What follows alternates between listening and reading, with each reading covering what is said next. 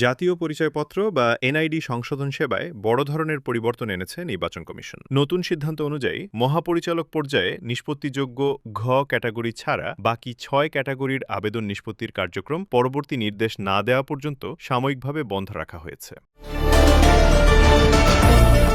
নির্বাচন কমিশনের জারি করা অফিস আদেশে বলা হয়েছে ক ১ ক, খ ১ খ, গ ১ এবং গ ক্যাটাগরির আবেদন নিষ্পত্তির দায়িত্ব মাঠ পর্যায়ের কর্মকর্তাদের মধ্যে পুনর্বণ্টন করা হয়েছে। নতুন নির্দেশনা অনুযায়ী সহকারী উপজেলা নির্বাচন কর্মকর্তা থেকে শুরু করে আঞ্চলিক নির্বাচন কর্মকর্তারা নিজ নিজ ক্যাটাগরির আবেদন নিষ্পত্তি করবেন।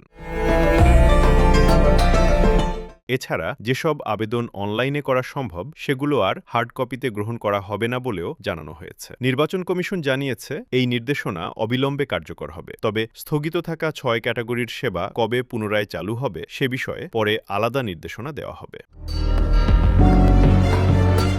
Desk report, press desk BD.